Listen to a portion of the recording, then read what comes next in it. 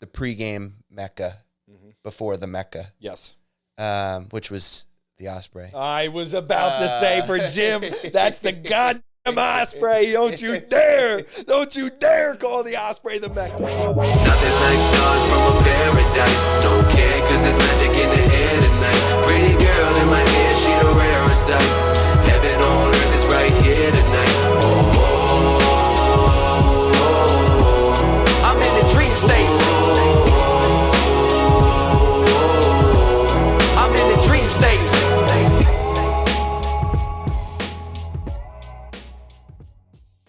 In all-time episodes, I say it every episode, these will go down as the most all-time.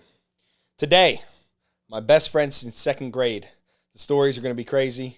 We're going to have some good laughs. I'm very excited. It is an episode that will go down in history as one of the greatest of all time. We got Jim Gallagher. How we doing, brother? I'm good. What's going on? Just chilling, you know. We got the studio set up here downstairs.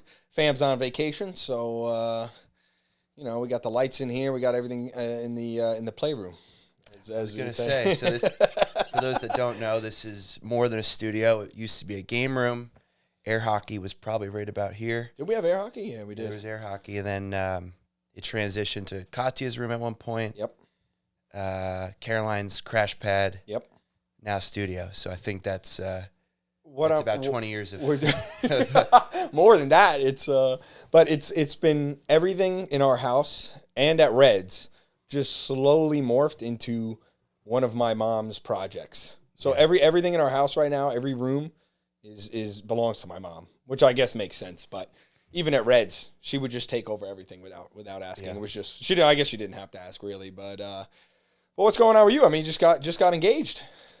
Yeah, got engaged like 2-3 weeks ago. You know, it was just time. It was time to pull the trigger. Love her to death. Kind of the natural progression, obviously, and just super psyched, stoked. You know, greatest person I've ever met. So she is good. So one of my favorites. One of my favorites. Yeah, she loves the holidays. So it had to be around Christmas. So we went out to PA, went to Longwood Gardens, great botanical gardens, and absolutely had no idea. So it was perfect. I thought it was funny that she was, you know, you're like, let's take one more picture, you know? And she was like, no, I'm tired of all the pictures, whatever. Yeah. She didn't even realize you were about to propose. Yeah, so I was telling Corey before, when I got there, I mean, I thought I was going to throw up right on the spot. And she's like, we walk in, and she's like, oh, that's the spot. Let's go take a photo over there. But that was where I wanted to do it. So we just kept walking and walking and walking for like 2 hours. And her family's all tracking her location. And they're like, when's he going to do it? When's he going to do it? And then finally, I'm like, let's go take a photo there. And she's like, we're done. I'm done taking photos. Like, you need to take this photo. And so we take the photo, drop to one knee, and I asked her 3 to 4 times before she even processed what I was asking her. And then someone had to yell, you know, just say yes, you know. And so she finally did, and we cried probably for 45 minutes after that. And it was good. So her reaction was unbelievable. That was fantastic. It was great. It was funny that someone was like, just say yes, you know, say yes, because she was crying so much. But shout out to Jackie. She's one of a kind, for real. Shout out, pointing at all the cameras. Belmar, baby. That's where we're at. How's it going at that spot? That's a good spot you guys got. Yeah, it's a good spot. We who knows how long we'll be there. You know, you're looking for a house right now, right? Looking for a house, impossible. Like everyone, just can't find anything.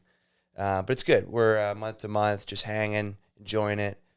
I call it our little diamond in the rough. The outside is a little rough. But no, it's a nice spot. Inside's nice. No, it's very comfortable in there. It's nice. Yeah. Nice to just go hang out, watch TV, relax. Cozy. Yes, very cozy. And also trying to get a house here right now is ridiculous. I mean, it's like buying a house is ridiculous. Yeah, it's just impossible. I mean, they're not building more spots. So, you know, I don't know. I don't know what the solution is. What they did after the Sandy, I guess it was when, you know, all those houses that they put up there. It was crazy how much they were putting up then, and now it's like you can't even find anything. Nothing. Yeah. And have you guys put offers in on houses? We've put, I don't know, a dozen offers. I think probably 3 or 4 have gone the distance. But but nothing. Yeah, we just had our heart broken last week. Another one a couple weeks ago. Is everybody just offering higher? Is that what's happening, or what's going on? We just lost one. They went 60 over hours. Yeah. You know, Pringle said the same thing. Him and Marissa.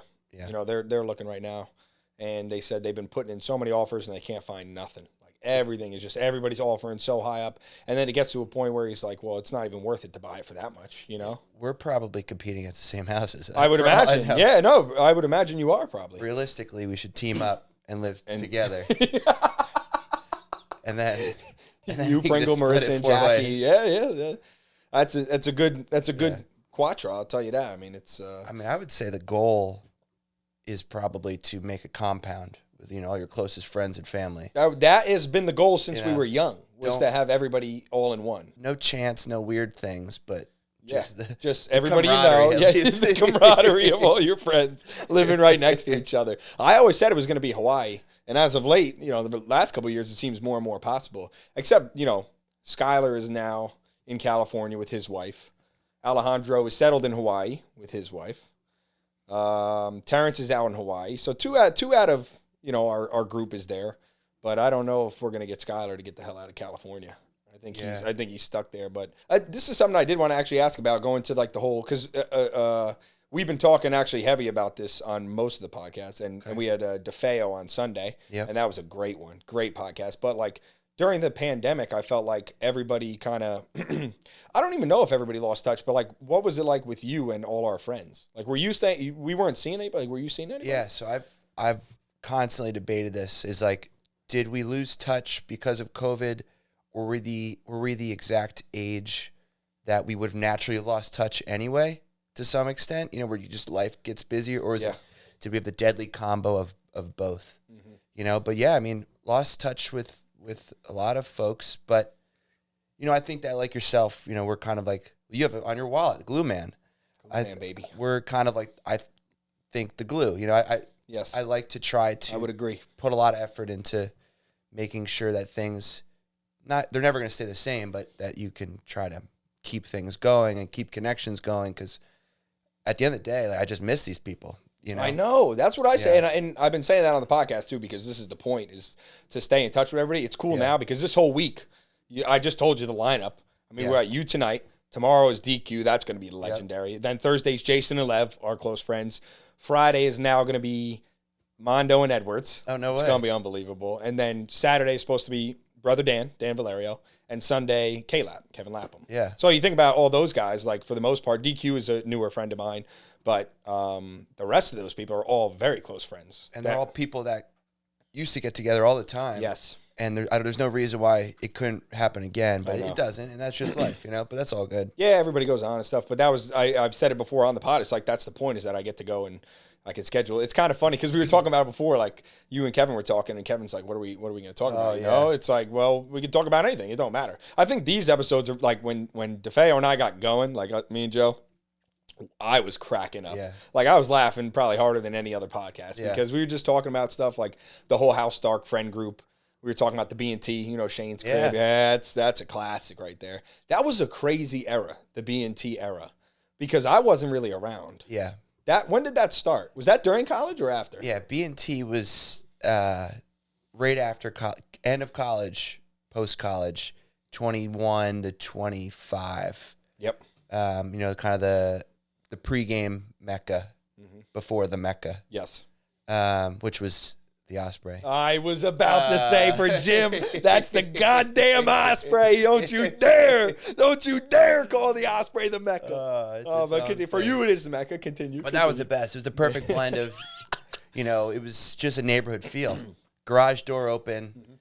The Meserols have the perfect amount of clutter where it's like nautical junk. Yeah. Where it's just like, you're like, wow, that looks really cool.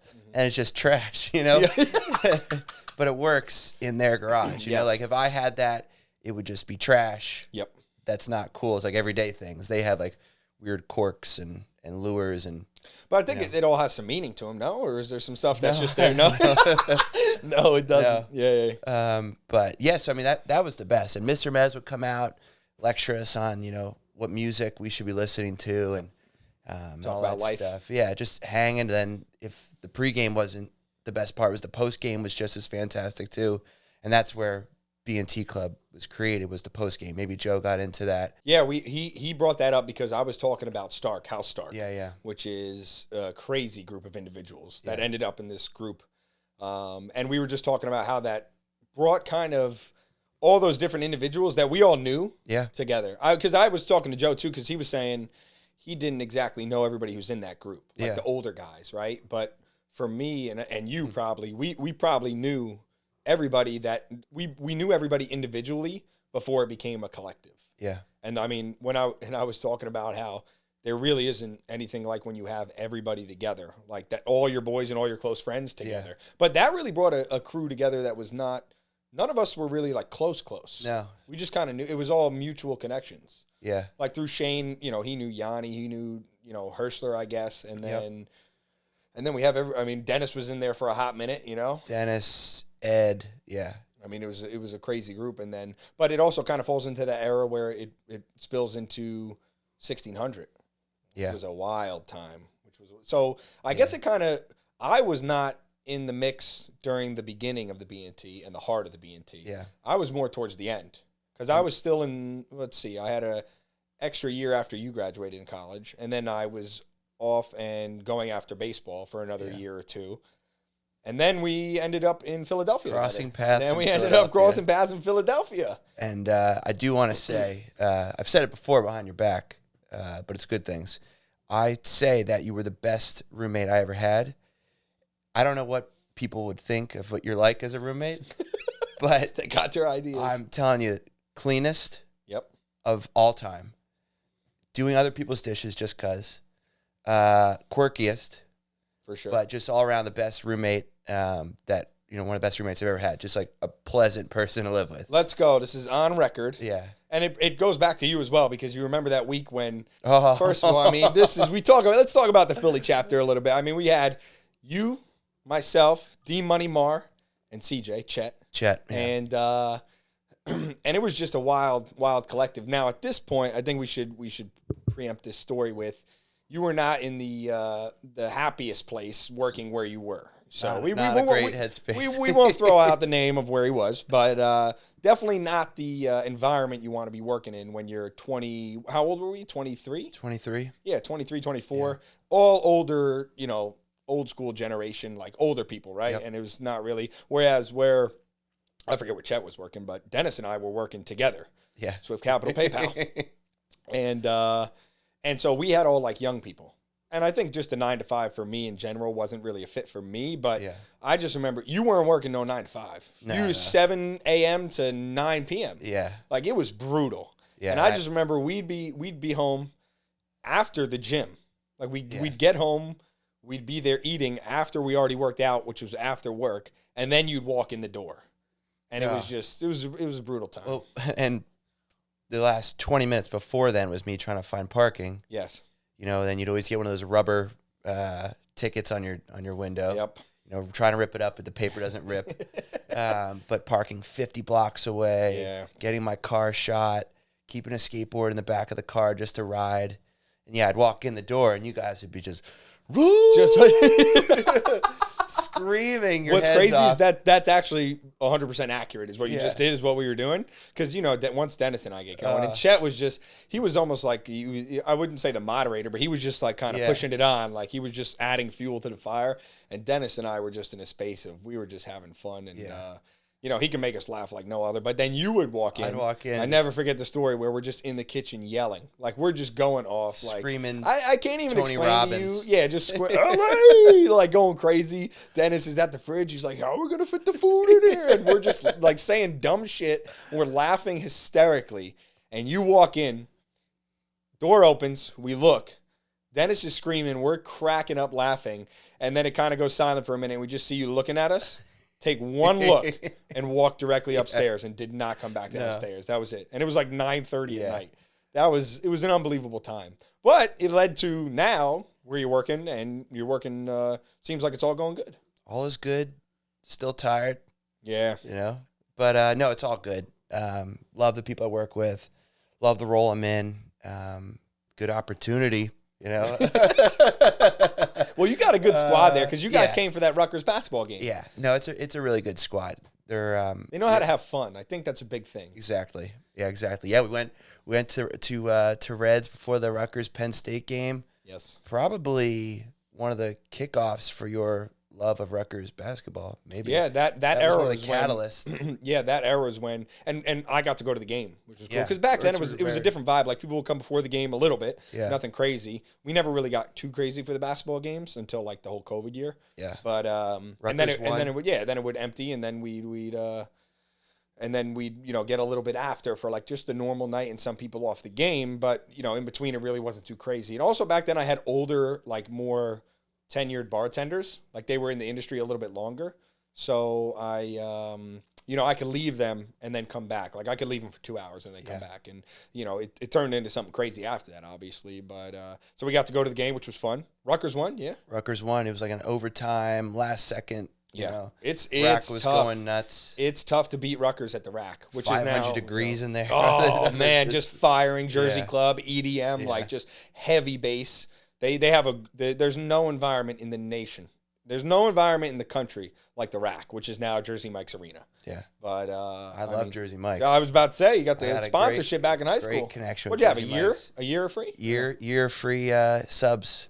And it was like the last month I found out there was drinks and chip included too. So I just got free subs. But Whole year without them.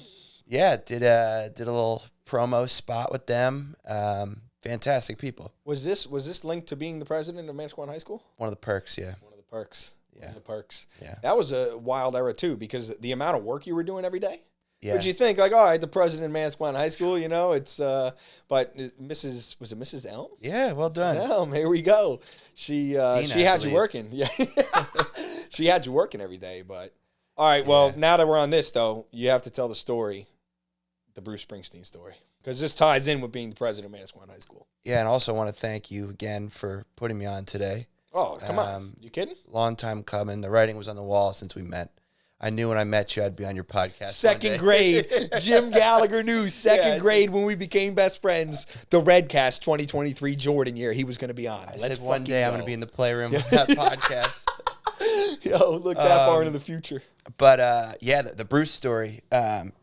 Shout out to Bruce. Bruce Springsteen, Bruce. local guy. So my senior year of high school, I was going to meet up with some buddies, and we were going to surf. So get there. I don't know if I was no-showed, but I couldn't find them.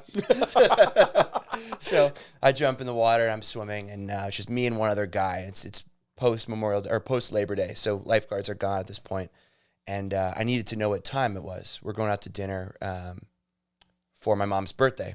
So I start making my way to this guy, and I have this whole plan. I'm like, I'll ask him what time it is. So I get closer and closer. I'm like, that guy looks familiar. And then I get right up to him as far as we are. I'm like, yeah, okay, I know who this guy is. Yep. So I said, excuse me, sir, do you know what time it is? Nah, sorry, man, I don't have the time. And I said, well, I know who you are, but you don't know who I am. I said, Jimmy Gallagher, nice to meet you. Bruce Springsteen, nice to meet you. So for the next hour and a half, just Bruce and I at Whiting Beach in Manasquan, New Jersey. And just body surfing left and right, same waves, just talking about everything but music. And so at the end, I said, Mr. Springsteen, I got to get going. He said, yeah, I got to get going too, man. And so I said, well, if you ever need anything, you come to me. I'm president of Manasquan High School. And what am I, 16, 17 or something at the time? And he's dying laughing. And I thought that was the perfect send-off. And fast forward a couple months later, my friend's mom saw him at a benefit dinner and said, oh, do you know, or my daughters go to Manasquan. And he said, oh, do you know Jim Gallagher? So he remembers. And I'm like, that is now the coolest part of the whole thing. So then fast forward like 5 years later, I'm at Giant Stadium, or MetLife for the Jets fans, not far from the original Reds. And so my mom and I get front row, passes in the pit. She makes me bring this stupid sign that says, it's Jimmy from Squan. And Bruce is now coming around. I don't know, he's singing Thunder Road or something.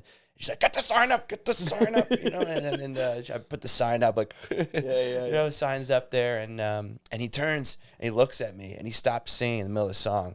And he says, "Ladies and gentlemen, Jimmy Gallagher from the Squan is here."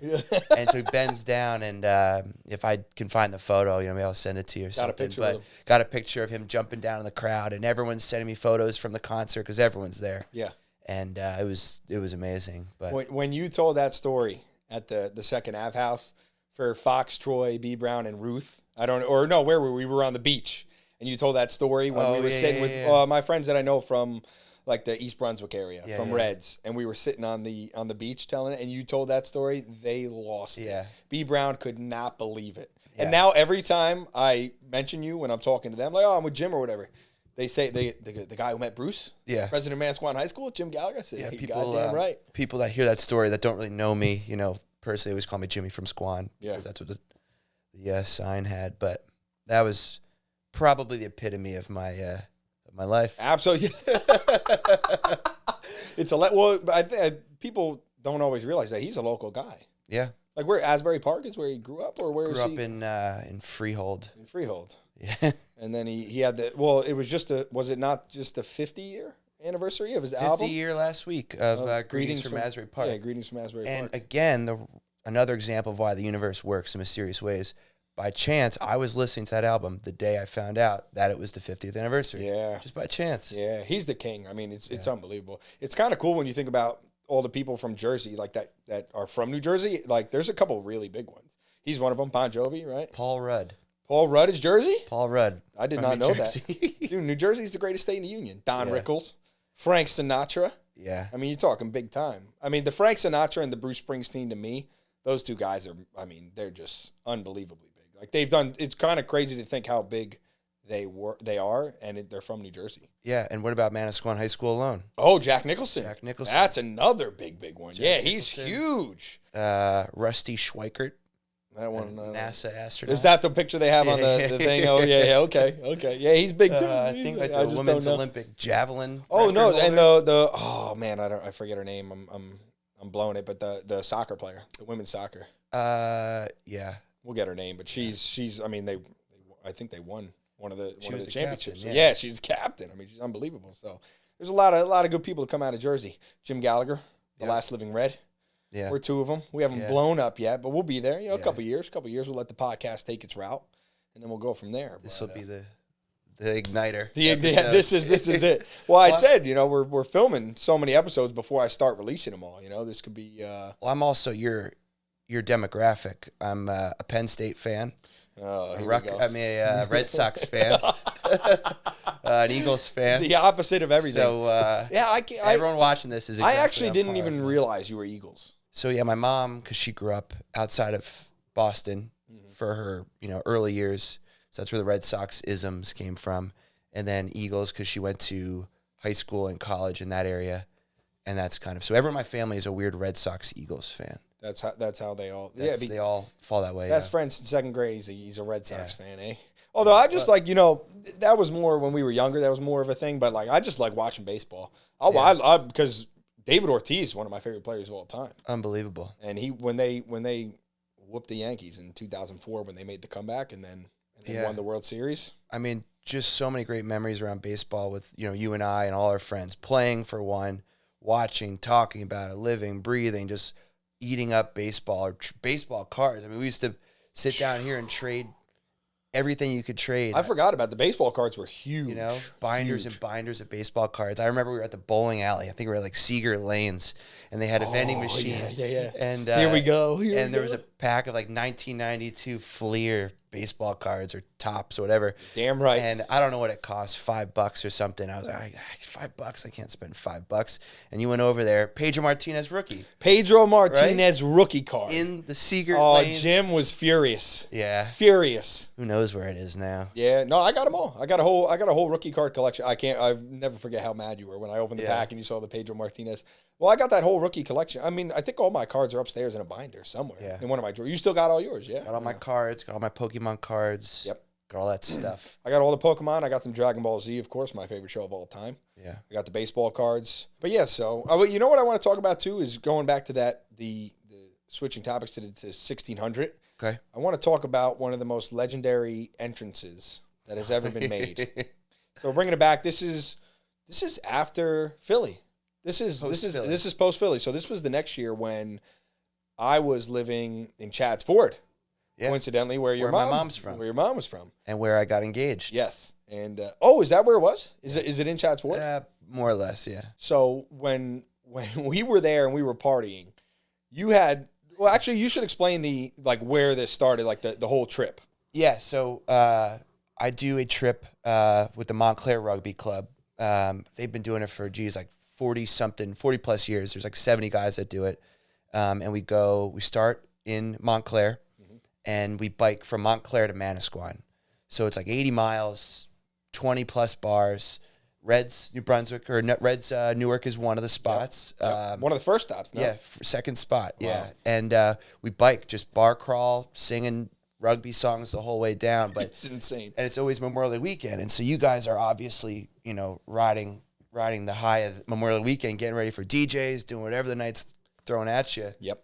And The true Mecca DJs. And so we're approaching the house. We're probably in Neptune at this point, pitch black, 11 o'clock. And I'm texting you, or I'm texting Shane or Tyler Lawrence or something, like, guys, we're about to pass the house. Get the song right. I don't even know what song it was, but the song made sense at the time. And they're getting ready. I'm like, all right, we're walking in right now. And then boom. I mean, from your perspective. I was outside, and that was the night where I had a couple of the Susky boys there. Okay. That had just been, because I think that was the night where we actually had just a house party at the house, 1600L. Okay. And so I don't even know if we went out later that night, but everybody was there. Yeah. And it was like massive. It was everybody that was in the house knew came. And then you guys come off the the bike. And this is, you're talking from North Jersey, above the bridge, all the way down to Belmar. We leave at 7 a.m. and we don't get to Manasquan at until midnight. Yeah. So that's riding a bike the whole time. Yeah, bicycle. Yeah. And one guy was in a tricycle. Tom Corbo was in first gear the whole time. And yeah, you're going over not the Driscoll Bridge, but the Route 35 bridge or whatever. Yeah, whatever it is. Yeah. And it's into Belmar, and then it's like with no training. Yep, and with zero training, and you're just drinking beer all day, and it's a tradition. And so you're just firing, and you come in with the adrenaline just off the charts. That was my first year too. Everybody is in the house, and the door opens, and everybody just looks. Yeah, there's Jim Gallagher, the guy who leads the charge every send, and everybody just looks, and it's like a moment of silence right then and there, and you're just like, what up, mother suckers? Yeah, and the whole house went insane. Just everybody went nuts. And that was late in the night. We had already been there for a while. Yeah. Just kind of sparked the rest of the night. Yeah. It's one of the most legendary entrances I've ever seen. That was fantastic. And all my friends from college were like, what the hell goes on here? They're like, this is Jersey? I was like, this is Jersey. You're goddamn right, this is Jersey, my friend. It's like something about, I can't tell if it's a Jersey problem, if it's a Manasquan Brielle problem, if it's an our crew problem, if it's a me problem, a you. But like every person that we interact with is a character on their own. Like wacko in the best sense.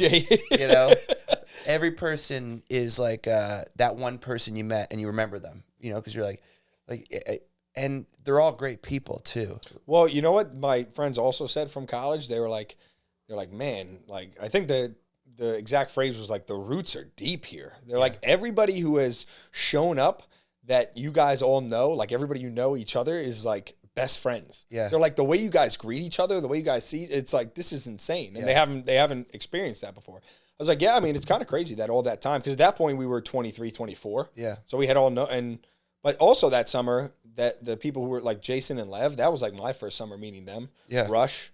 Like, of course, we knew Ty Law. Yeah. Which is crazy lived with the guy. Yeah, at Penn State. And then Shane ends up living with him at 1600 L Street and Lev. And it was just And I think that, again, that goes back to, like, these quality of people. Yes. That I had a college roommate that met my hometown buddy, and they lived with each other, and that could have been anyone. That could have been you and Chet, my college roommate, living with you, and Dennis. Yes. Like, yep. All these people are just so compatible and always get along so well and so quickly.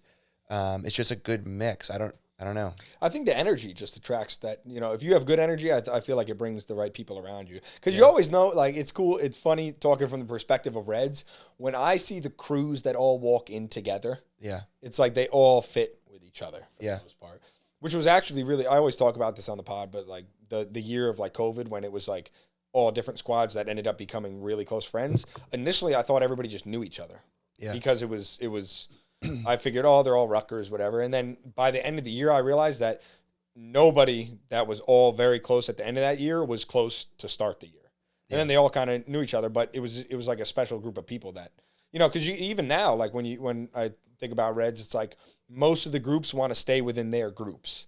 They don't really differentiate, like they don't go out of their way to meet new groups or to like welcome. Like they want their group and then whoever they're going to invite.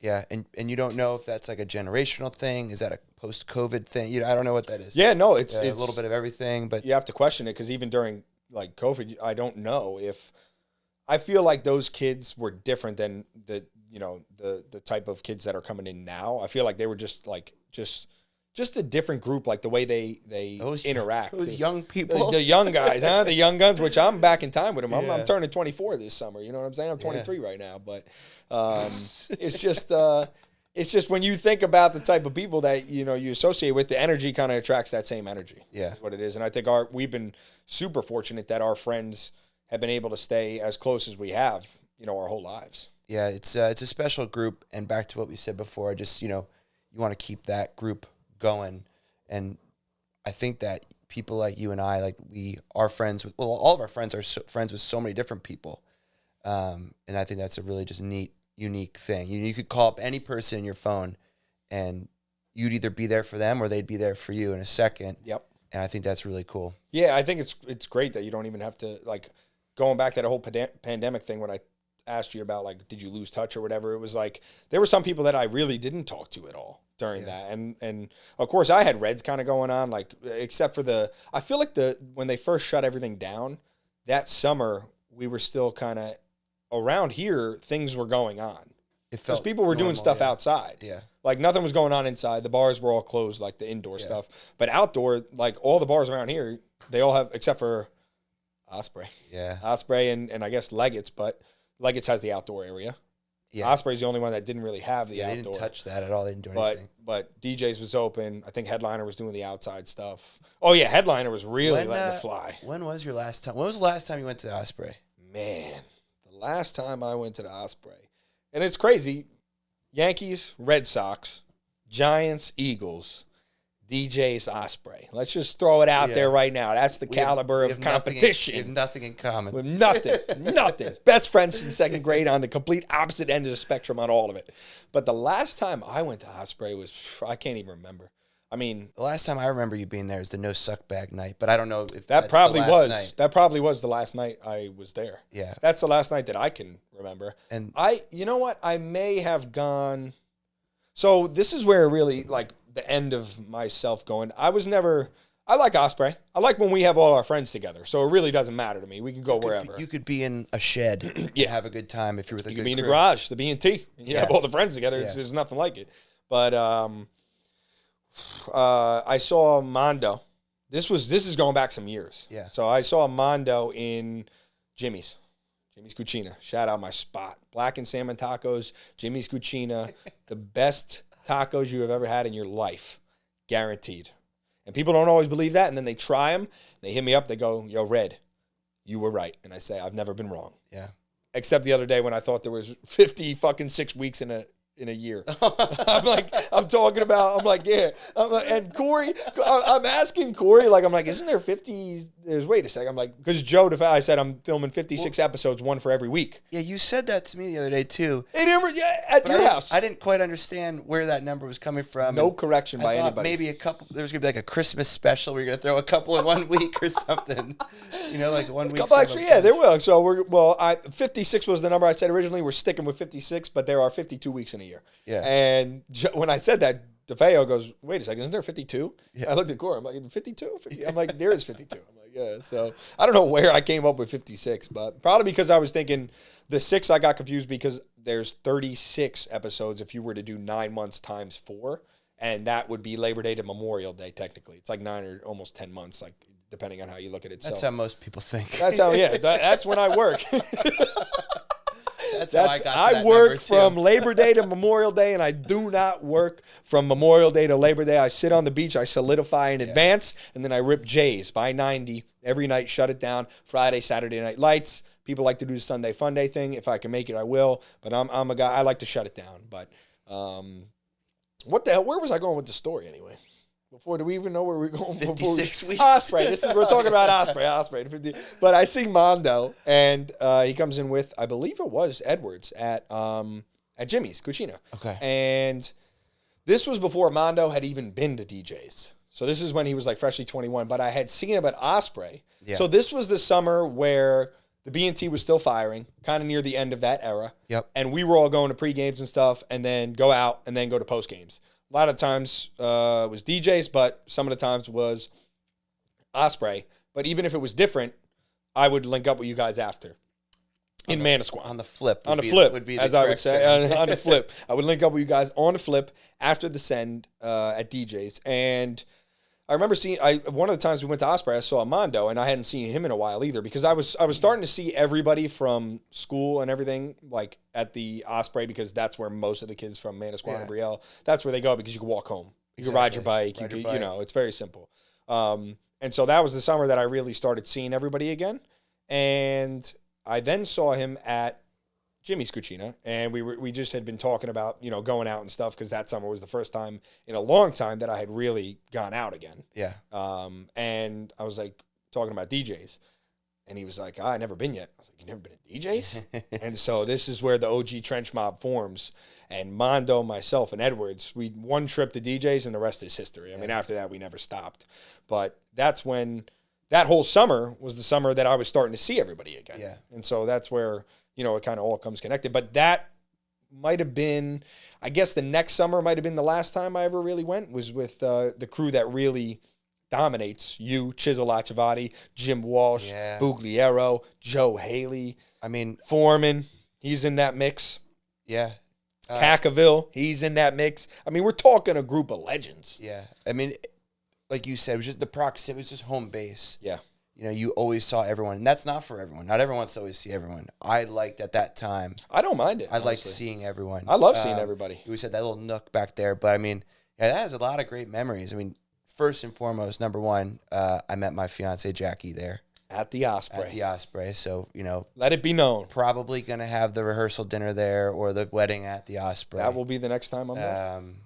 But tore my MCL at the Osprey. Unbelievable. No one can match Jim Gallagher on the dance floor. I just want to throw that out there. I mean, just so many good times there. Yeah, you guys really, I mean, and all the people I just rattled off, all those names, with you in the mix, no one can touch those people on the dance floor. Not at Osprey. You own that dance floor. Yeah. And also, I remember, I forget what I said, but it was in an era where I was just going DJs, and I was like, I'm not going back to the Osprey. Yeah. And there was one night, I said, I'll make one trip per summer, and only when all you guys are there. Yeah, that per summer was one and summer. You guys all had the no suck bag shirts, and I rolled in, and you guys are just, and can I dispel a myth that they say the Osprey, the Boom Boom Room, is the most well air conditioned room in the shore? Freezing. It is. No, you leave that place dripping wet with sweat. I don't care what anybody says, and it's crazy because people just accept that once you leave that dance floor, you're going to be soaked. Like, you ever see people walking out of that dance floor that really get after it? You guys are soaked. It's freezing in there. Oh, please. There's no chance. There's no chance, because when I went in and then we left, I mean, everybody's just dripping. Yeah, no, it's a hot box. But I don't know what Jersey Shore bar is in a hot box. I mean, if you find the right spots, I guess you could say the same thing for Osprey too. If you find the right spot where the AC's pumping. If I stand under this vent, it's going to be well, cold. There's a few key spots in Jay's where if you stand there, you could let it fly all night and you will not break a sweat. Yeah. You know what I mean? But if you're in the heart of the trenches, you know. But it ain't. I've never left DJs like I've left Osprey before, and I only go, like but you're hosed down every time I notice. But you know, that's a good thing because you're getting after it on the dance floor. Yeah, it just shows what you were doing. But you're also you like DJs. You're a big you love DJs. I've said it before. I think that DJs has the best hospitality of any Jersey Shore bar. I'm glad somebody's saying that is an Osprey guy, because or just doesn't go there all the time, because a lot of people think it's just like a club. I mean, it's the only bar really that I that type of bar where like the owner will go around, hey, how you guys doing? You having fun? Yeah. Just touching base. I think that goes a long way. I mean, Yep. more, they're just good people over there. The bartenders, you could build rapport with them. They take care of you. They know who you are. Like at a Jersey Shore where they're funneling people in and out, you don't really find that. You don't find that. That's why I really do. Yeah. Somehow pulls that off in a place where they don't need to pull that off. They don't need to. But I think that's what separates them probably from a lot of places and why they can withstand a lot of ups and downs. Well, yeah, you got there, even the manager who's been there for like 20 years now, Justin, who is now married to Ashley, the greatest of all time, Frank Amano, but now she's Ashley, the greatest of all time, Daniello. Yeah. And he at the end of the night, you'll see him among, some other people, but like he's inside all night, making sure everything's going good. He's hopping back and forth. Yeah. And then at the end of the night, the manager of this whole club is in the kitchen where everybody's ordering. And he's chopping up cheesesteaks. He's taking orders. He's serving. He's making sure the pizza's going out. And you don't really find that from a lot of people, which is why, and me, being in hospitality, like I just have an appreciation for that. But they're just nice people. All I think of when I think of the owners, Frank, he plays the saxophone. So down in AC, they're getting the saxophone. Frank. So we're in Atlantic City, right? This is AC. This is like 6 a.m. probably after. And this is their halfway to summer party. Yeah. Joe DeFeo and I referenced this night the other day. We were not getting up early. It was still from the night before. Still from the night before. This was from the night before. And if you know, DJs always has the halfway to summer party in February, I think it is. Yeah. Like that was February. And so we're down at the Circle Bar, whatever it is they call it, downstairs. And I had just known them. Shout out to El Flood. We got to know everybody through Quinn. At DJ's and then Pringle, of course, too, and worked at Reds. But we're talking downstairs, and then Frank walks up, and also Kip, who are two of the owners, two of the three. And we start talking to Kip, and we're just everybody. Everybody's foggy. Yeah. Everybody's foggy. It's late at night. We're just talking, having a good time, and we start talking to Kip. And you mentioned that you played the saxophone. Well, I just felt like I had to tell him something. Like I felt like I was being a celebrity. I got to tell him something. Well, remember funny, me. He's a music, like he's big into music. Yeah. They still play to this day at home yeah. on Monday nights. So go with my mom. Yeah. So great time. And Mrs. Ernish. We went for my birthday that one time too. The whole squad. It was one of the best nights. Power went out. Oh, that's right. Went out. They ran and got generators. Yeah. And they let it fly. And it was good. But they still play to this day, but he's a big musician. And then we're just talking. And you mentioned you play the saxophone. Yeah. He went nuts. Yeah. He was saxophone.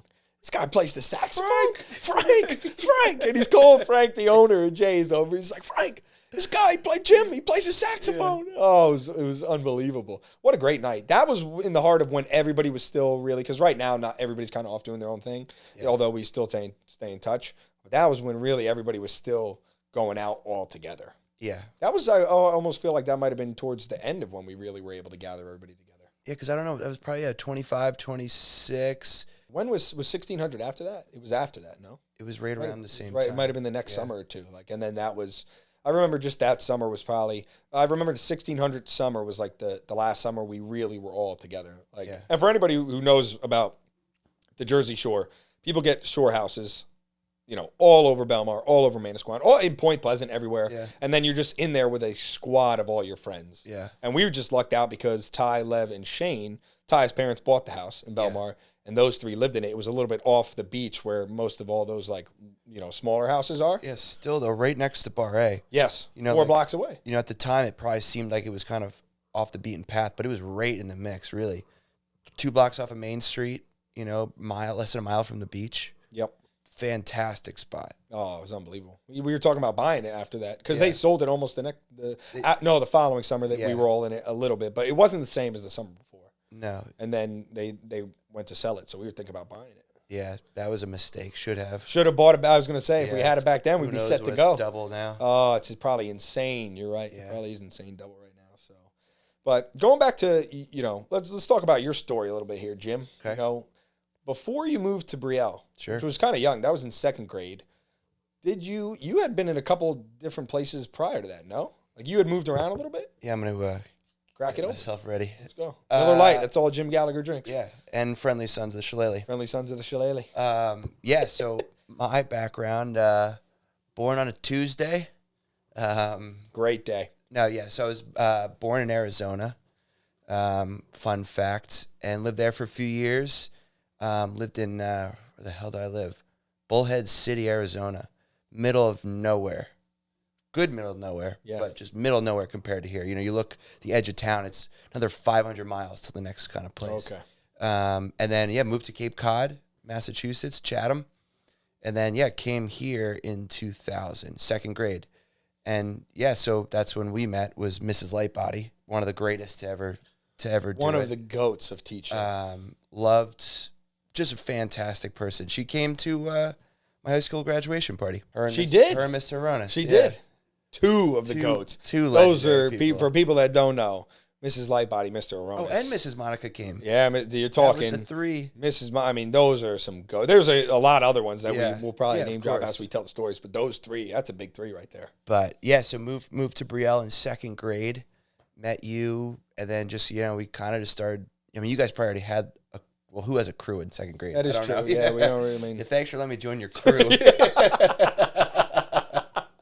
I owe you one. I just remember we were hanging out a lot. Like once you moved, we became good friends, and then we were just hanging out a ton. Constantly. And I remember just in the other side of this room, the classic sleepovers. Your dad would come down. We'd be playing Halo till who knows what hour, laughing like girls the whole time. Just cracking and then your dad up. would come down. We'd turn off every TV, but the original Xbox was so loud with the fan. This is and big. Your dad would come down. Yeah, he'd be so angry. So angry. We would just lose it, die laughing because we couldn't keep it together. But we didn't realize. So initially, he didn't catch on to the fact that what were we playing back then? NFL 2K something? Probably, 2K5 or something. It was something like way back. And he didn't. MLB 2K5. Yeah, MLB 2K5 with Jeter on the front. One of them had Jeter on the front. And your version, you had autographed over his autograph to make it look with like a Sharpie to make it look like he signed it. Yeah. And he didn't catch on at first that when the PlayStation was on, that like you could hear it. So we would be playing whatever, laughing, and then we'd hear him coming down the stairs, click the TV, get everything dark, and just lay down and pretend we were asleep.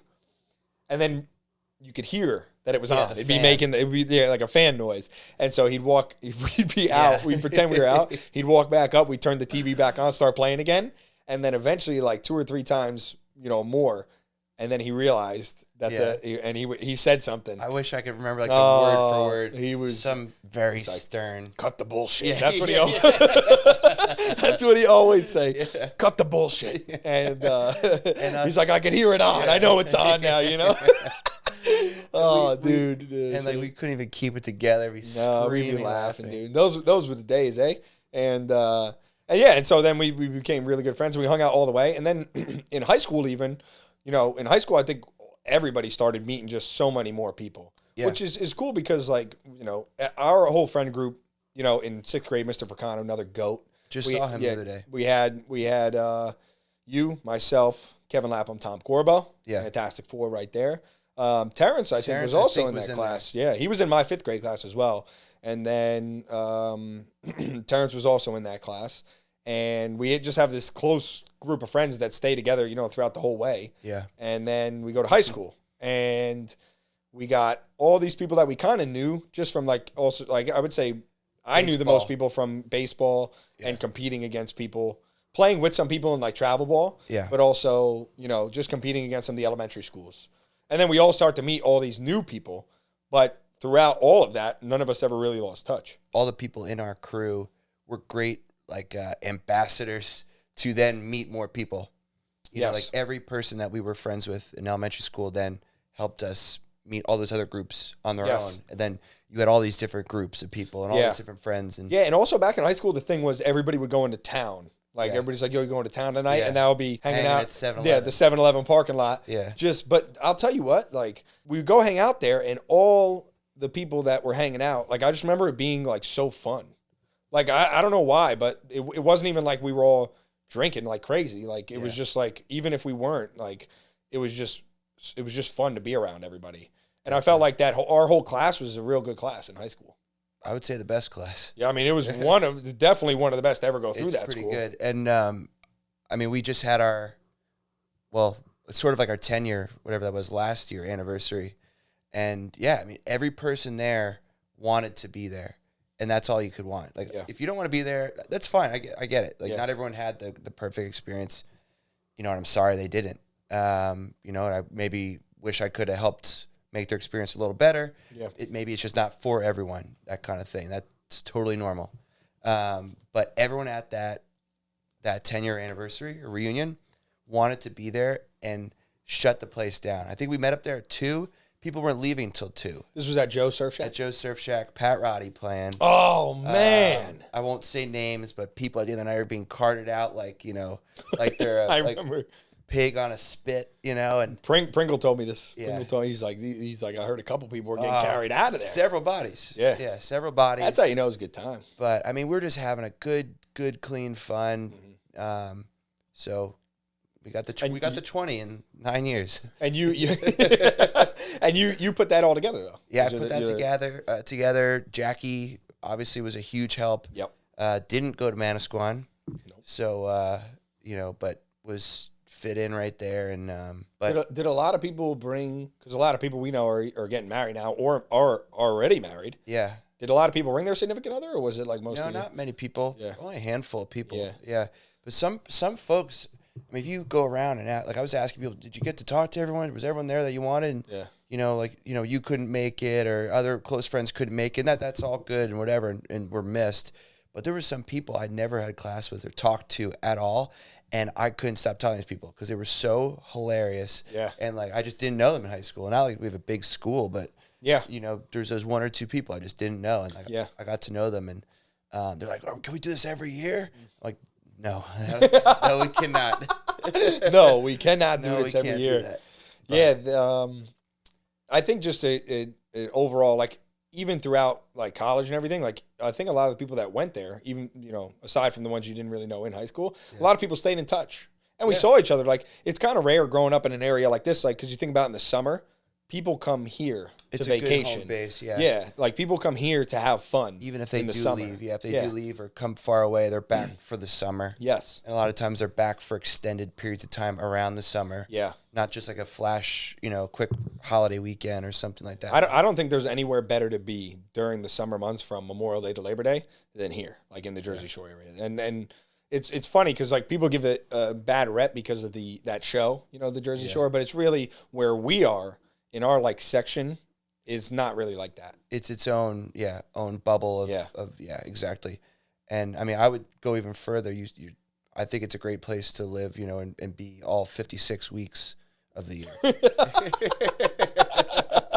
All 56 weeks of the year. There's no place I'd rather be. No place we'd rather be. Well, actually, Joe said that the other day too, and he was like, you know, for the most part, because we were talking about how, like, again, you know, a good group of people, like, and of course there's a couple bad ones. We're not going to say everybody's great, but, you know, for the most part, everybody, listen, they're out there. Listen, let's be real. But, you know, he said, we're all probably going to end up living here for the next 30 years. Like for most of the people, there's some people who went off and did their thing, but most people who grow up in this area realize how great it is and how fortunate we are to be here. So if you can end up like, you know, establishing your life here, I mean, it's amazing. It's cool. And then all the people, like I said, everybody in the summer, like all the people I've seen from Rutgers and all that, they're from all over the state of New Jersey and even outside of it, a few. Rare, which is why every time they brought a Connecticut or Delaware ID, I was like, get the hell out of here. You're from New Jersey. You're from, if you go to Rutgers, there's a 99% chance you're from New Jersey. Yeah. But in the summer, they're all coming down and going out down here. Yeah. So, I mean, I think that there's nothing wrong with leaving. Yeah. There's nothing wrong with staying. Nope. I don't think we need to like finger point at the person that did the opposite of what you did, you know? And they like you said, they always come back. They always come back. Yeah. A lot of them want to make families here and all that stuff, and it's just a good spot. No, it's one of the best. And I think it's funny because people say like, oh, the Jersey Shore, whatever. I'm like, all right, good. Stay away. Yeah. We don't need you. We got all we need down here. It is crazy, though, how much more crowded it got post-COVID. Yeah. You know, everyone moved down to their beach houses, and they all made it their full year-round rent or residence now, you know. So many people moved here after it's that. really crowded. What was it that made people want to, like, they just realized, all right, if we get trapped again, this is where we want to be? Where we want to be, the working remote thing, you know, I might as well enjoy where I live and my time, and because it was leading into summer when that happened. That summer was one of the wildest I've seen in a long time. Yeah. A lot of fun. Especially for me, that was the year after Reds New Brunswick really 'cause took off. You got to know so many people. Yeah, that was when it was like kind of limited capacity. I wasn't really limiting capacity, and so, but I couldn't do the stuff I normally do, which is like hop behind the bar and bartend and stuff. Like I was really just walking the floor and making sure everything was good. I had to. That was, what I had to do. Yeah. And so I got to talk to everybody that was at Rutgers that was still living there, and some people that were from around locally, and I got to actually know them. Yeah. And then it was like it just caught fire, and it became the spot to go to, and then everybody knew who Red was, which was me, and they knew how crazy I was. And then I told everybody all year. I said DJs this summer. I just said we're going to Jay's, we're partying, and they're saying Parker House, Osprey, headliner. I say wherever you going, but I knew for the most part I'll be at Jay's, and it really. And I went to Bar A lot that summer too, because like Beat the Clock is a big thing, I guess, for people that are right out of college. Yeah. But I think also I said this the other day was that summer was when people who were 21 the year before couldn't celebrate really. Yeah. So now they were 22, but really it was their 21st summer. And then it was also all the people who turned 21 that year's 21st summer. I remember, Jackie's sister-in-law turned 21 during COVID. And this was immediately in COVID where everything was shut down. And we just set up in their backyard. I'm sure people listening to the same kind of stuff to stay entertained. But we just set up a bar crawl in their backyard.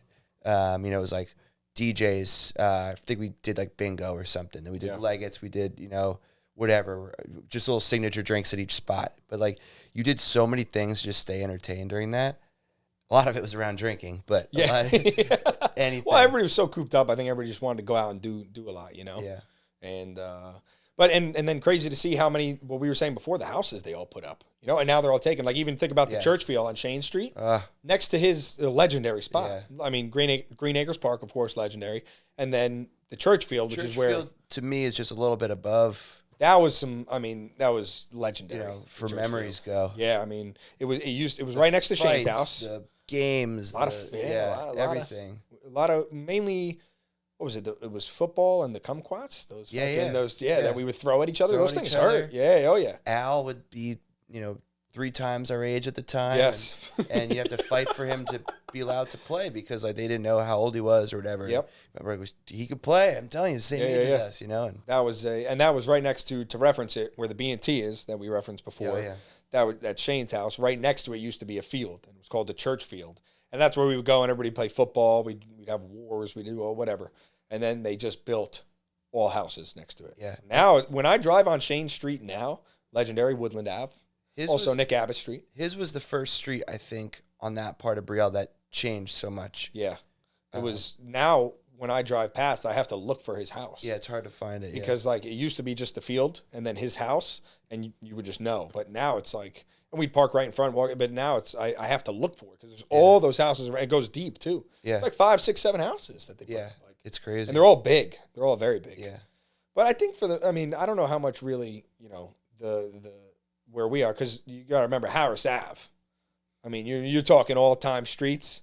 You're talking the goated street where everybody would go. Harris Ave, I try not to compare anything else to it. Can't. Because otherwise I'll never be happy or satisfied in my home purchasing life. No, you can't. I mean, we've been to almost every person's wedding.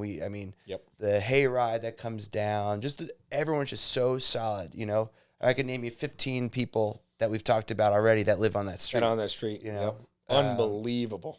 Unbelievable group of people that lived on that road. And you had McWilliams, Corbo's right around the corner, Terrence was on it.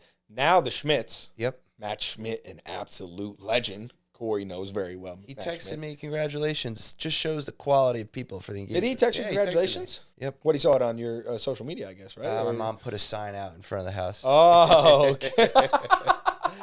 So he drove by and saw it. But it's just, that street that was like the spot we all went to. Even after the church field, we'd play, and then we'd go back to Harris Ave. Yeah. Skateboarding, doing everything. That was a spot. Yeah, and it was so funny. We were so close to the school. You're even closer, but I remember it was photo day, school picture day, and I was looking disheveled or something. Didn't realize I knew my mom would not want me looking like that. So I asked the teacher if I could go to the bathroom. Ran to my house, got changed. I was like, "What are you doing home? Picture day, picture day." So get changed. Throws me some I think it was like Harry Potter like rugby shirt or something, you know, that I wore, spiked the little tips right here. Yep. And yeah, ran home. But yeah, I remember forgetting homework, running to the bathroom, and running home.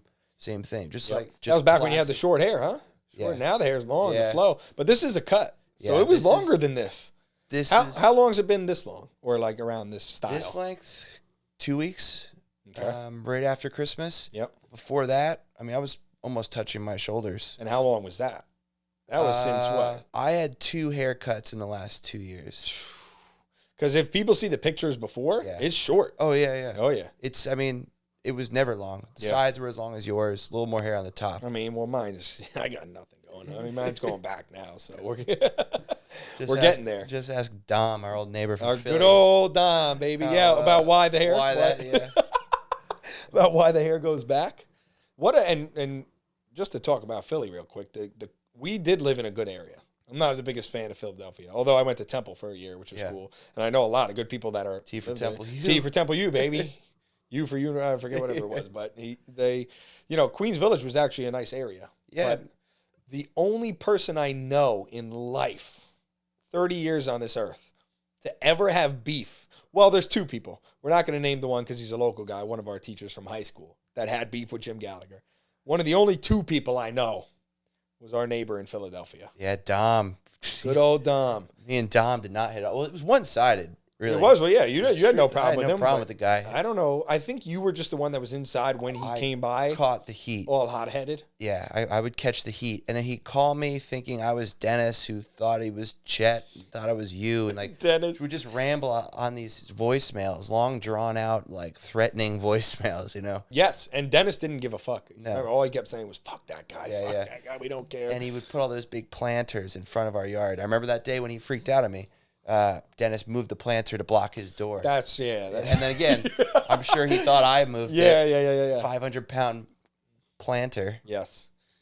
That was an era when Dennis and I were talking about doing a podcast. Yeah. Dennis was throwing a lot of ideas out there. Yeah. And that's also when he met Mari, though. His girl. He met Mari on my birthday in New Orleans. That was on 12/28. Yeah. Jim Bob G 12/28. Yeah, just hit 30. In this year, which that birthday party, which I didn't get to make because I was at Reds, we had a big party that night. But everybody from Penn State, we didn't even talk about Penn State, but that was an era in itself as well. Yeah, that party felt like a wedding light. Like, I mean, I don't know, 70 people or something like that. I mean, everyone was there from Texas, from New York, from Seattle, from When I saw Bill, wherever. a.k.a. Al Ramirez, and Mr. J, who was from Penn State, Yeah. I was like, that's Yeah, about as he legit flew in as you from get. Seattle. Yeah. Crazy. Everybody, when my mom, who took the video, it was so funny because you guys didn't even see the video and then you watch it. Yeah. And my mom's always doing this at Reds too. Yeah. Just walking around filming everybody. And then everybody loves it. Like she puts it up on the TV and they all watch, you know, and they're like, there we are, you know, they love it.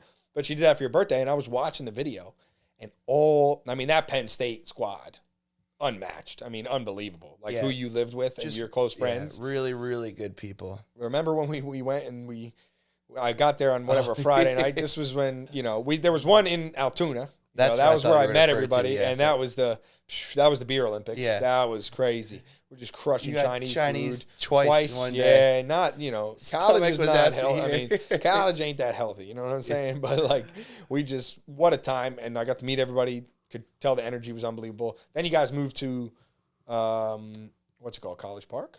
University Park. University Park. Okay, so Yeah, whatever. University State Park. College, University State Park. College. Yeah, well, I didn't want to, when you call it the main campus. You People could do don't- that too. But I feel like in Penn State they don't say that. So University Park. Yep. You guys all stayed together, had that big house. Yeah, 12 guys, 1 girl, or something like that. and I went, and then we go out, or you have a house party that night, Yeah. and then the next day. Yeah. It's like we went to bed at like 4, 5, 4 6. in the morning, 6. Yeah, so, and luckily I was in Ty's room because he had AC. Yeah. No one else had AC. Only AC. Yeah, and Yeah, he but- blasted it, of course. Yeah. And like I just remember like an hour. I felt like I slept like an hour, and I Yeah. just hear, "Yo," he's like, "Come on, get Yeah, up, we're we're going." going, I'm yeah. like, "Where are we going?" I was hungover, And he was like, we're going to the game. And I was like, Yeah. I'll meet you there. You know? I remember looking back, we left the house at the same time, but you were just getting further and further away. Oh, man. You from- guys just, I mean, the way they do it at Penn State's a little different, man. I mean, but I've also seen Rutgers, and they can, the one thing I know about Rutgers, they could drink too. Yeah, And college is college. I Yeah. mean, we start comparing colleges. they all do. They all yeah, do the they all- same But, I thing. mean, we were just, I wasn't that heavy into drinking. Like, I was Yeah. playing baseball, so I was Yeah, just, yeah. you know, I was pretty focused on that at that time. Yeah, that was probably a noon kickoff. Had Yes. to be there by like 6:45 at the tailgate lot. It was brutal. It was I remember brutal. you screaming, the Notre Dame song or something. When they played it in the, yeah, because they showed the by the time the game started, Yeah. they showed the halftime score. I was or feeling something. better, but and Yeah. now a big Notre Dame fan. You Yeah. know, my dad would get the donuts every time they won as we were growing up. So big Notre Dame fan, and also at the Manasquan High School Big games, they would donuts play guy. big donut guy, the butterfly donut, the big glazed like cinnamon roll. Oh, amazing from Hoffman's back in the day, unbelievable. But they would play the Notre Dame theme song at the Manasquan High School games, and then I'd get up and yell Notre Dame after they finished. And I was in the Manasquan High School band. You were I for would play that song. how many? But not all four. 3 years, yeah. 3 years saxophone. 3 years of Frank. yeah. Frank, guy plays the saxophone. Yeah, I played the tenor sax. Yep. But yeah, we go to this game, and I'm just falling 10, 20, Yeah. 30, 40 yards behind. Yeah. And you guys are just charging like, Just we got to going. get to the game, you know? Tailgating is so big there. And you guys would go to the games, though, still when you were in Altoona, too, right? You Yeah. didn't miss a game. Yeah, You were still because we there. were 30, 40 minutes away, so still went out there, for the games. And You ever meet, like, people that were from other campuses that were further away at those tailgates? Or was it – because Altoona's not that far. no, yeah, not far. But there's like 23 campuses or something like Yeah. that. So, and I was in, it's called CCSG. They have to shuttle people to the game, no? Or No, they don't? Not officially yet, but they would Yeah. have one day a year where it's called All Campus Day, and every You know, campus yeah, would be okay. shuttled in then. But I was in CCSG. It was Council of Commonwealth Student Government. Let's go. And it was I don't play games here. student guys. council for all the campuses. So I got to meet people from other campuses through that, and then I'd tell them where our tailgate was, and they would then come from Oh, that's there. great. That was the only reason. But yeah, rarely would I meet someone like that. Did Penn State won their bowl game this year? Rose No. Bowl, They won? granddaddy of them all. Oh, it was the Rose Bowl. Yeah, beat Utah. First time Penn State ever played Utah, which I feel like this day and age, you don't get a lot of firsts anymore, like especially in college football. Like everyone's almost played everyone at this point. Yeah, It was their first time. They were underdogs, like 1.5 points or something. Yeah. They went out there and won it. They lost the last time they were out there, so which I unfortunately was at. But What about you went to that Pinstripe Bowl too, though? Pinstripe Years ago? Bowl, that's what kicked it all off. Pinstripe Bowl, Yankee Stadium. Yeah, baby. Uh, Yeah, baby. Boston College they played. They won that right after the sanctions were lifted. Yep. Sam Ficken hits a game-winning field goal. Fact check me because I could be wrong. Listen. That was the same year they went to Ireland too, Yeah. which we went to that game as well. Well, I remember, and also they played Temple my freshman year. Yeah, and think- you guys almost Almost. beat us. You guys Yeah. had a really good running back. I forget Bernard his- Pierce. Yeah, I'll never forget it. Won a Super Yeah. Bowl the next year with the Ravens. yeah. Oh yeah. Bernard Pierce Was and, in the beginning of the year was in talks for the Heisman and threw a couple games also. Like Yeah. he was good, but Penn State shut him down. and then Matt Rule was their Temple coach. Yes. Who then went to Baylor, who then went to Carolina, Yeah, and then now he's I at believe so. Nebraska. That was fun because I remember did you come to that game or no? Because I know Ty came. No, I didn't. I didn't Yeah, come to that because game. Ty came down. I think I don't know for the game but Ty had come down for Yeah. something. I would imagine that was that game. And we were walking around Temple, and he was like, "Man, it's not the greatest area, Of course, they're building it out now, but Yeah. But I also wanted to ask because if I'm just thinking about this with Temple, when it was a nice day at Temple, all the kids were out. Like it was like everybody. What you see in like a movie for like Yeah. a college, the Bell Tower, of course, my cipher spot. Shout out to the yeah. Hungry Ghost. Motherfuckers don't know about the Hungry Ghost, dog. Let's go. And like when you think about a movie of like college when it's a nice day and everybody's out and doing things, like that's what it was like. People Yeah. are throwing a frisbee. We're rapping as a cipher at the Bell Tower. Yep. People are just sitting watching, what's going on. There's people on the grass studying, reading. Was it like that at Penn State, or was it such a big campus that it really wasn't so much like that? Oh yeah, every inch of the place had people wandering, hanging, doing all the college stuff, and I guess it's a Penn State term, daylonging, which I've heard other names like Dage, I think is one. Dage is what they call it at Rutgers too. Yeah. Darty. That's whack. That's a I don't weird- know whoever weird- came up with. I'm sorry, but I if you're feel calling weird it a day saying party. darty. If you're calling a day party a darty, I mean that's just Dage is good. Dage is good. But then we had the phrase was day long. Yeah, day long. Okay. But It's better than darty. yeah, anything is saying nothing is better than darty. Not showing up is better than darty. Yeah, it was quintessential college. Yeah, everybody's out and about because it's such a massive. University Park is really massive. Yeah.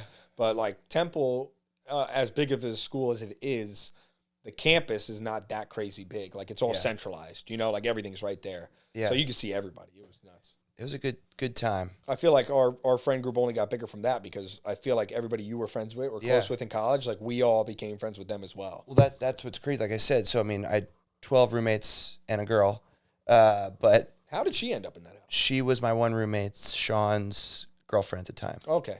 and she had a sugar glider. Or what did she have? Something like that. And this cage was from the floor to the ceiling. It was a massive thing. It would just run around. Yeah. Okay. I know what you're talking about now. Forget what it was called. Yes. I mean, but this thing was alive and well. Yeah. I mean, it was his name was Chin, I think.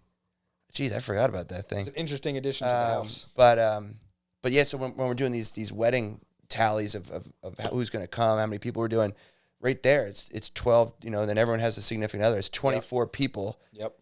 It's a lot of people. But yeah, and stay in great touch with all of them, try to get together as often as we can. But it's nice because we always have that commonality, which is like a football game or a basketball game or whatever. So like if we do lose touch, you can always be like, hey, let's go to a game. And like that's your commonality. You could it's always at least somewhere to meet up at. Yep. Because that is kind of what you start to lose eventually. Here is like commonality is really just home now. Yeah. And maybe some people's parents have moved away now and like they're not home as much. So we always have the football games to go do. And you guys do the local spot to go watch is Leggett's, correct? Leggett's, yeah. Leggett's a great spot, man. Leggett's, there's probably no bar I've been to more than Leggett's. I mean, yeah, we're there every single Saturday. Running, me, Jackie, my mom, running the show there, raising money every week for Thon. It's just a great time. At the Rose Bowl, I think we had 80 people or so that came out for the game. I'm up there doing the chants. We're giving away T-shirts, hats, gear, all this stuff. It's just a good time. And it's cool, too, because now we've gotten following people that don't have any affiliation with Penn State, but they're just having a good time. Like, we'll be here next week. No, it's fun. It's fun because I remember the one day I walked in pretty hungover from Jay's the night before, and they started firing some EDM. Or like when Penn State scored, they have that song that they always play, whatever it is, and it just started. It was electric. Zombie Nation. Yeah, and it was just like blasting, and everybody's going, oh, we are Penn State, fucking every time. I drank the Kool-Aid. Oh, yeah, of course, everybody, you have to. I just remember also going back to this, when Temple was playing Penn State, and it was a close game, and we're thinking we're going to pull it out, and then we have the ball on our own, like, I'll never forget this, because this is when I knew. This is when I really knew the power of Penn State. And Temple has the ball on, like, their own 5 or whatever, and we had just run it or whatever. We should have probably kept running it, and they throw a pass, and Penn State intercepts it. Yeah. And we're down by if we had made a drive and scored, I think we would have had the lead. Interception, and then the band just started playing that song, and it was over. It was like the entire 50-50 crowd. It might have been more Penn State than Temple. Like it really might have been because of where the game was, in Philadelphia, and you guys just hit that song. And I knew. Yeah. And I was like, it's a different animal. And that's when I knew you guys You could fact check me. I think Zombie Nation, the first college game it was ever played at was at Penn State, I think. The first time they ever The first time it was ever played at a college game, I think it was there. And then you guys just took it over. I'm probably making that up. I mean, you never know. I mean, it could have been. I guess we'll have who's gonna fact check? Hey, comment down below. Comment down below if you look it up. Let us know in the comments. Let us know if that was the first place it was ever Google played. It.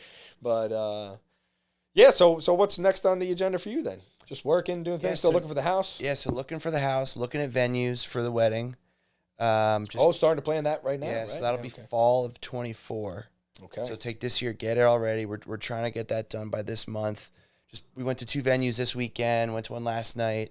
Just trying to iron that out, then get the band. The band will have a DJ too, though, so don't worry, you'll get your stuff. Well, I want to say real quick, because you mentioned Pat Roddy before, Pat Roddy Band is the only live band I'll make an effort to really go see. I'm a big all about the EDM, club music. Pat Roddy Band is unbelievable. Yeah, saw them New Year's Eve. Oh, yeah? Put on a Okay. great show at Salty's. Oh, that's right. You told me Yeah, about the that. old That's right. Paul's. Yep. So planning the wedding. Planning That's the fall wedding. of 2024. Fall of 24. Okay. And actually, I do have something. If you'll pause for a sec. Uh-oh. What do we got here? Grab that. This has never been done before in the pod. The only thing that has ever been given was the Jordans to... Actually, I have a little something. Oh, look at this. What do we got live on the pod here? So, for those listening, let me describe it to you. It's a nice blue box with a white ribbon. Penn State color. Yeah, guess that's I'm opening this. Guess that's all on. Yeah, open it up. See what's inside. Oh, this is going to be a big one. Do it for the ASMR people. Where we at? You got to crinkle it by the microphone. Red. I'll save the name. It would be our honor if you would marry us. Will you be our officiant? Love, Jimmy and Jackie. So. Oh, my God. Dude. Yeah. Yes. Do it? Of course. Come on, Jim. Are you kidding? Oh, I apprate that. We Unbelievable. appreciate it. But you didn't even open the... What do we got in here? gift. Wait. Oh, there's a gift in here, too. Oh, maybe there isn't. Maybe it's just a box. Oh, here we go. Now, does this game used MLB authenticated? Oh. Yeah, so they're... So this is a real baseball. Yeah, they're Yankees game-used baseballs. And if you go... These are cufflinks? Yeah, they're cufflinks. So if you go into little. the... There's a ticket somewhere. Maybe I left it at home or something, but it'll tell you which game and which pitch it was used too, which is pretty cool. Yeah, it's the laces on the ball. Yeah. Wow. But it'll tell you which Yankees game and who threw it and who was batting in there. But This is Jim. so On the pod? yeah, On the Redcast? This is amazing. 2024. You got to work on your sermon. I got to get ready. Reach out to Father Stosh. See if he Listen, can, after all these years, Jim, I've done a lot of wacko shit in my life. Yeah. You stuck by me through it all. Yeah. That's not even a question right there. Well, I appreciate it. It's a yes. A way to put you on the spot. Yeah, right? Imagine if I said no right on the pod. Just That'd be a first. Sorry, too. can't do it. That would be. It's going to be amazing. So. I'm honored that you guys want me to do it. Yeah. I can't wait. Fall 2024. I got some time. Fall 24. You have time to work on it. I'm also registered as a. Geez, who knows what? Is this can what come I got? next. I got to get registered. Yeah, you gotta to do get this? registered. Okay. The officiant school. Yes, I'll walk you through. this is going to be huge. Yeah, because you did Corbo's wedding. Yeah. Wow. Well, if I do half as good as you did, then we'll be okay because that Perfect. was something. So, absolutely. Cool. Let's go. I'm in. Damn, that's big. That's the first Right? time I ever got First something time? on the pod, dog. Get that, Corey? To be the officiant of a wedding, Right? dog. Thank you for I real. mean, I don't know what your thoughts on marriage are, but No, not for me right now, but I'll get there eventually. I said I'm not dating until I'm 38, so I Yeah. got another, what am I, 23, going to be 24, so Yeah. another 14 years after this July 23rd. and how long do you think you're living for, if you had to guess? Well, I mean, it used to be 250. That was my original goal, but but but at least into the 90s. Well, that's a pretty big drop. Yeah, I mean, well, 250 to 90. It used to be 250, but I'd say at least into the 90. I don't know what they're pulling off with this AI and all this stuff. We might all get, just scorched off the face of the planet soon with all these things coming out. But Just make it to this one. fall 2024, I will make it to that. Yeah. I for sure will. So awesome. Well, what a podcast. I mean, this one will good go down time. in history. I mean, it was amazing. So thank you for coming on. I know not everybody wants to be a part of it, and you were just like, yeah, I'm in. Have to. So I appreciate it. Appreciate Corey. Without him, we'd be lost. Yeah. Sets it up, tears it down every time. And, we're going all these different spots. It's so prompt too. So- you know? Got here at 7:30. Started at 9. Started at 9. Yeah. As Corey's used to it at this So point. prompt. I'm pretty sure he realized from the jump I've never been on time for anything in my life. Well, time's all relative. This I will be on time Well, for. that's a must. If there's one day, Jim goes, I have to ask that you be on time for No that. negotiation for that. I will be on time for that. I will be ready. I'll be early. I guess I have to be there before you. yeah, Yeah, I'll definitely. yeah. I guess that's how No workout that day. No nothing. I'm gonna wake up. Folgers for the soldiers. Yep. Rip a bang. Get changed. I'm downstairs ready to go. Perfect. I'm gonna say it right now. Speak it into existence. That will happen. Fall 2024. We're in. Manifest. Done. Manifested right now. So, well, thank you again for coming on. Thanks. This was I a lot of appreciate fun. A lot of fun. A lot of laughs. So good stories too. So, I guess we'll see what happens with the house and everything in the future. You and Jackie, it's going to be amazing. Crossed. So I'll let you know. I'm excited to see where it goes. So yeah, and that's it. The Reddcast, we're out, baby. Let's Perfect. go. All time, baby.